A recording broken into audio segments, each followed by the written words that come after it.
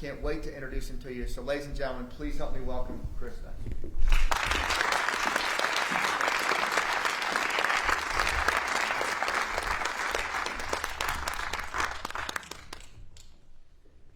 In 2006, I enlisted in the Army.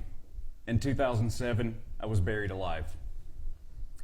When I got out of basic training, I went to a unit that was already done doing all their pre-combat training. So the only skills I was going with was what I got taught in basic training, which, if you can't guess from the name, is basic. So I deployed with zero training with my unit. So because of that, they gave me the least technical job inside of our Humvee, which was the driver.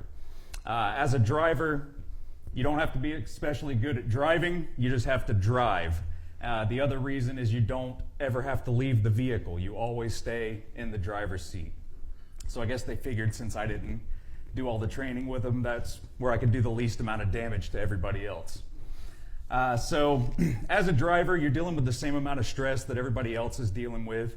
You know, it's super hot, people are trying to kill you, you're trying to avoid running over IEDs and stuff like that.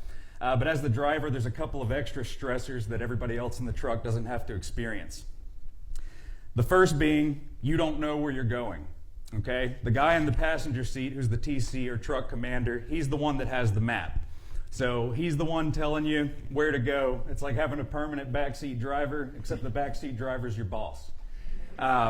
Anytime you make a mistake, you are getting totally dogged out, and there's nothing you can do. You can't leave the situation. You're just stuck in there with a mad boss, and there's nothing you can do to get away. So one particular day, I was driving the lead vehicle in the convoy, which that's another layer there, because in my experience, it was mostly the lead vehicle that would get hit by the IEDs. So that was bad enough. But also, our commanding officer decided to ride along on the mission with us. Okay, that's like having your boss's boss's boss look over your shoulder the entire time that you're working for 6 hours. That's how long this mission was. So about 15 minutes before what I'm about to tell you happened, I made a wrong turn. So I got chewed out to no extent. My truck commander was chewing me out. The platoon sergeant, the platoon leader, and the CO himself even made a comment, about where did I learn how to drive, all this kind of craziness. So I'm at an 11 out of 10 on stress factor. So we drove across this little bridge that was going across a dry creek bed, and everything went black. The first thing I remember thinking is that I was dead.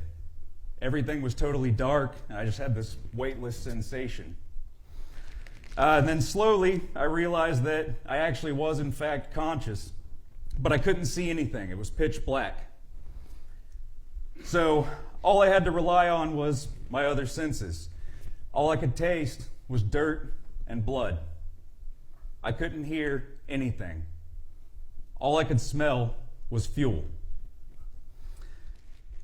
We had driven over a pressure switch that detonated 200 pounds of TNT. The blast originated underneath our vehicle, and the blast came up between me and the truck commander, straight up through the center of the Humvee.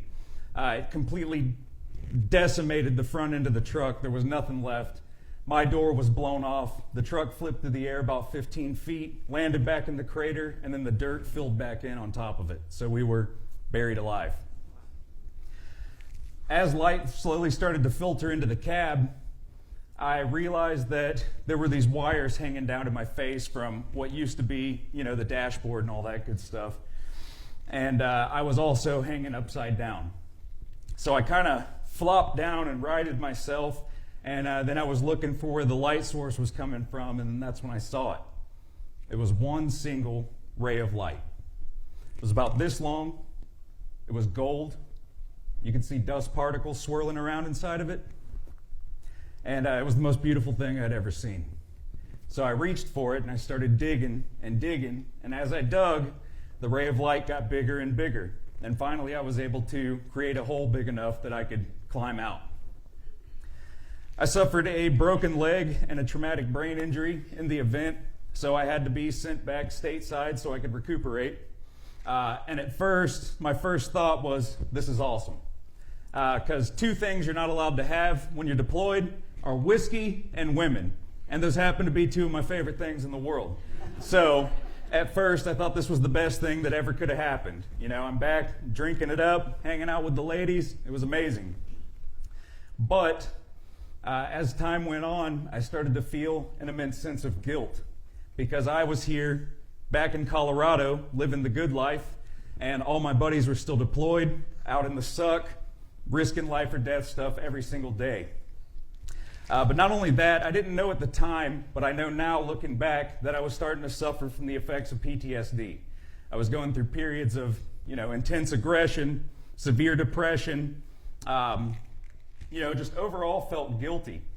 So I self-medicated like a lot of veterans do.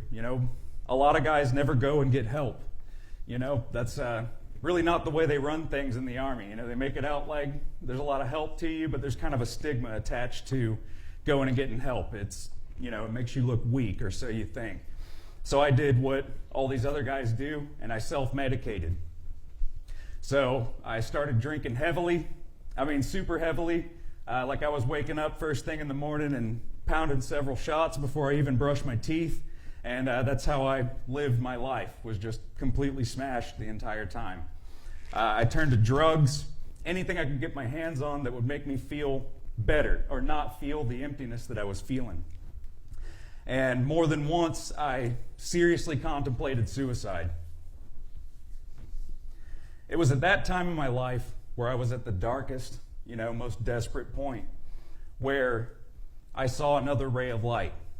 Except this one wasn't gold, it was a brunette with green eyes. Because I got wounded and I got sent back to Colorado when I did, a very small window, I was able to meet the woman that would eventually be my wife. So we've been together for 10 years. We have 2 daughters, Madison and Caden. They are 8 and 10. And right now I'm at the best place that I've ever been in my life. I'm totally happy. I've gotten tons of treatment. The PTSD isn't a huge factor in my life anymore. But if there's one thing that you take away from this story, it's that no matter how sad, desperate, bleak, and dark your life may appear, or the circumstances that you're going through at the current time, you can always find that ray of light.